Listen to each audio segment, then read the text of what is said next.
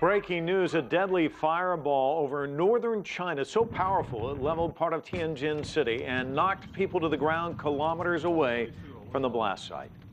Chemical cargo somehow caught fire, erupting in a mushroom cloud, and then a fiery shockwave that incinerated cars and shattered windows. CCTV's Sing Juming is in Tianjin and joins us from just inside the evacuation zone. What are you seeing there?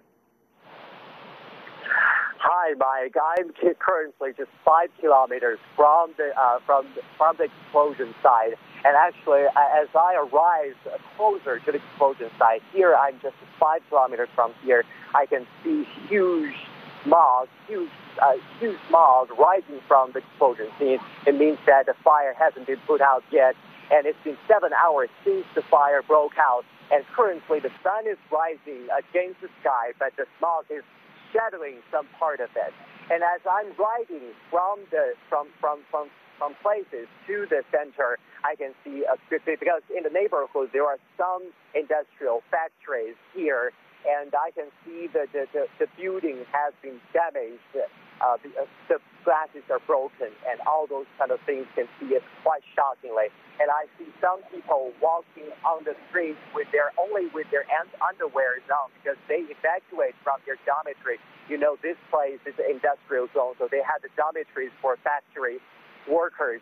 And some of the workers, they're walking on the streets only with their underwear on. And they are evacuating from the building.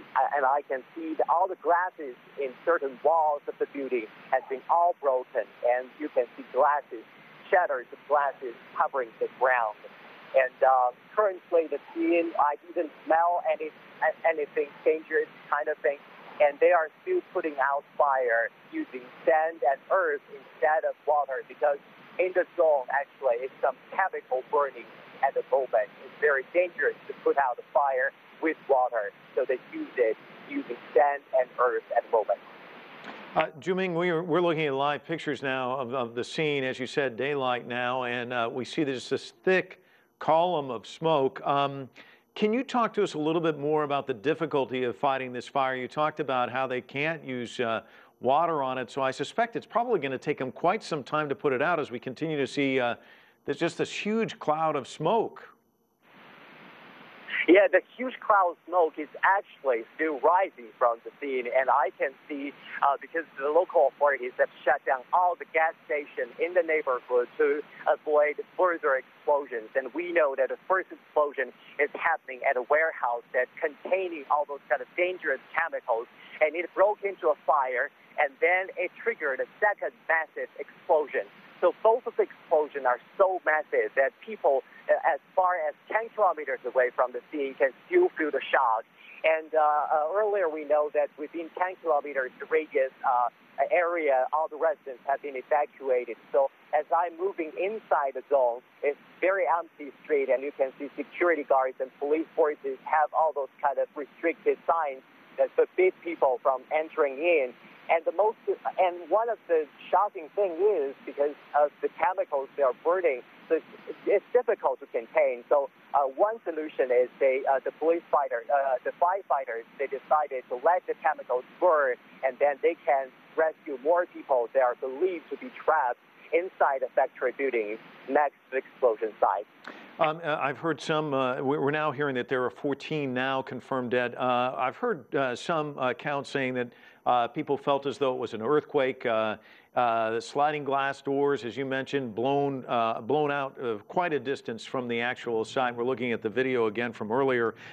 This has got to be an overwhelming problem for hospitals dealing with the hundreds of people streaming into the hospitals. What can you tell us about that? Yeah, the hospitals are actually flooded at the very early hours of the accident took place. And I've been talking to some hospitals, and they say that they have over 400 injuries admitted by 2 or 3 hours ago. And most of them are injured because of the cuts of all those kind of glasses. So but some of the people are injured because of the burning they suffer from the explosion. And for the 13 people dead, there are 2 firefighters went missing at their early stage of explosion. and among them, and the other 11, I believe, currently I cannot verify the fact, but there are some workers working in a factory, working in a warehouse when the explosion took place. So currently, the hospital across Tianjin Binhai district are filled with patients. All right, Seng Juming, on the ground there inside the evacuation zone, bringing us the very latest via the phone. Thanks so much.